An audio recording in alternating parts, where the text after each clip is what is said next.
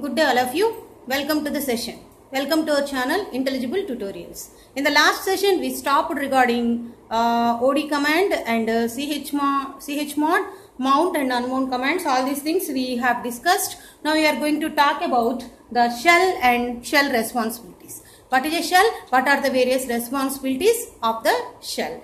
As previously discussed, what is the meaning of a shell actually? It translates the user commands and forward those commands to the operating system, and operating system gives the output to the shell and shell gives that respective output to the user. So what is the main activity of the shell here? Shell act as an interpreter. Actually a shell is actually a translator. So what is an interpreter? Interpreter is some kind of the translator. So what kind of the translator it is? It executes the programs line by line, command by command. So it is called as a translator. What kind of the translator?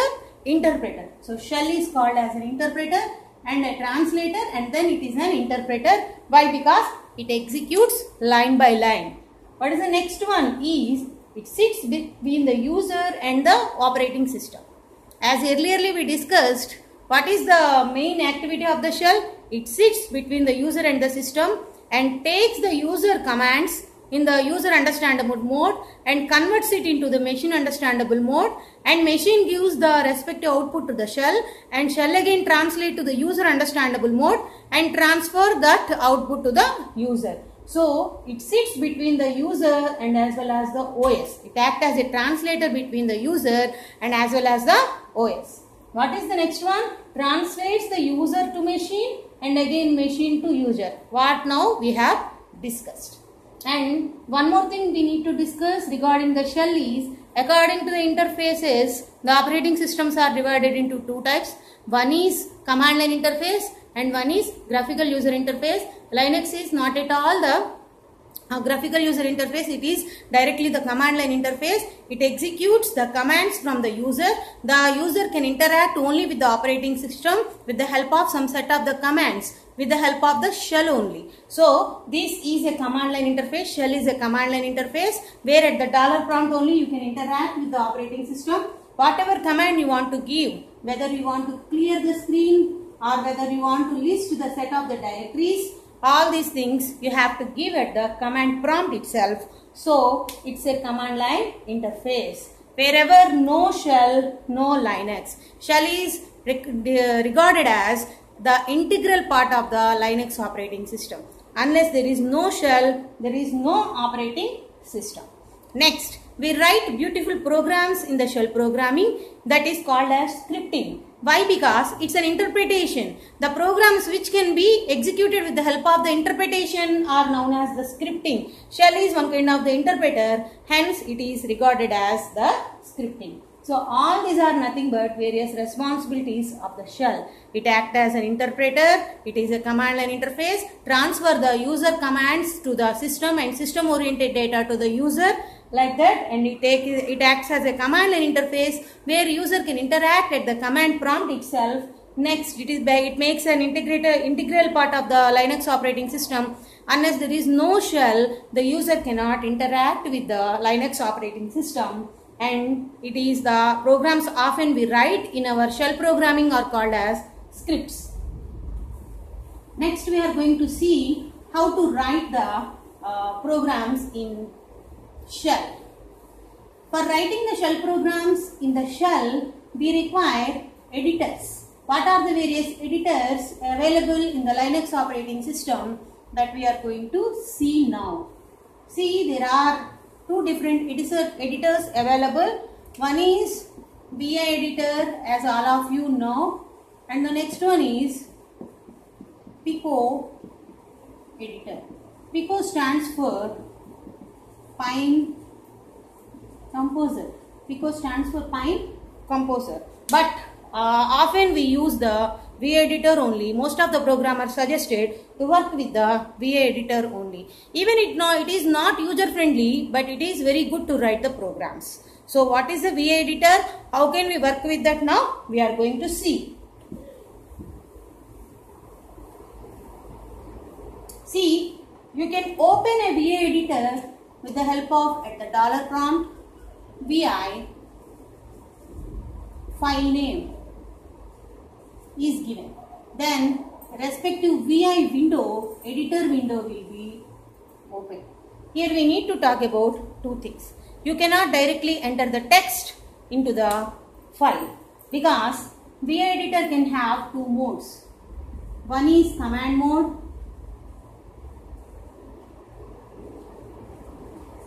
another one is insert mode. See, whenever you open a file with the help of VI file name, by default it is command mode. So whenever you want to enter any kind of the text into that, it won't be typed into the file. For that you have to change the mode into the command mode into the insert mode. So by pressing the key I, this command mode will be converted into insert mode. So in the insert mode only you can add text. In the command mode you can type only commands. In the insert mode you can add text. After typing I only you can add text. So whenever entering the text is over, you want to save that particular file, again you have to come to the command mode. So from insert mode to the command mode, which key you have to press is nothing but escape key. So to come out from the insert mode to command mode, you have to press the escape key. After pressing the escape key, you directly come to the command mode. There at the end of the file, you can type WQ simply. WQ and enter.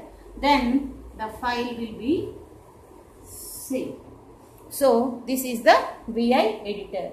VI file name. It has two modes, command mode and insert mode. Command mode only you can type the commands. Insert mode is nothing but you can add the text. So by default mode it is command mode. So you have to convert from command mode to insert mode by pressing the key called I. So you can enter your text whatever you want. After entering the text, again you want to save the particular file. For that you have to change from insert mode to command mode. For that you have to use the escape key now.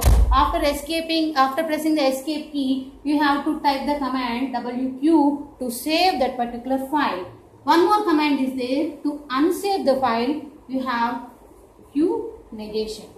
Where this command is used to unsave the file and come out directly to the dollar prompt.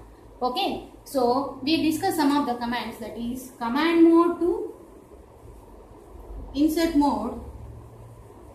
Which key you have to press? I.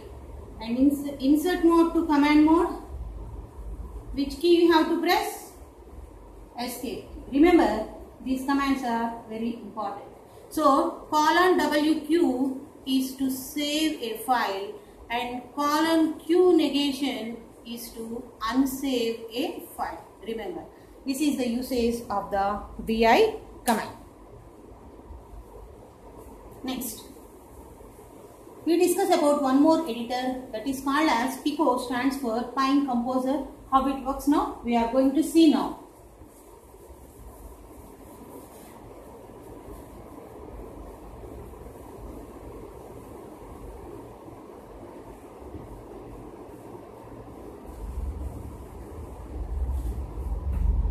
Pico, at the dollar prompt, you give Pico file name. The file will be opened. In this editor, there are no restrictions like different modes. It is same as your Windows Notepad. After entering the text directly, you press Ctrl X. The file will be saved. It is very easy. But it is recommended to work always VI command only to work with that.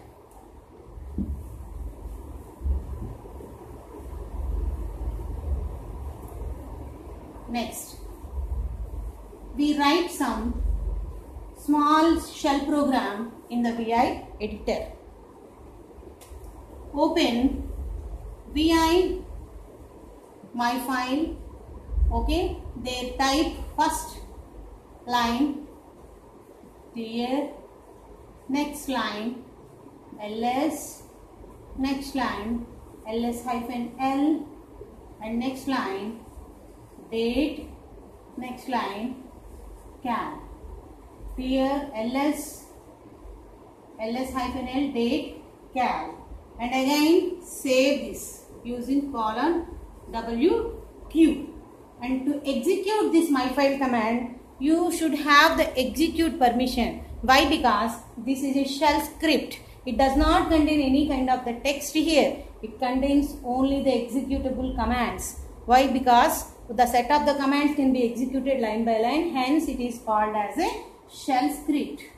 It is called as shell script. The shell script can have execute permission for all the kind of the users. How many kinds of the users? Normally we have users or owners, groups and others.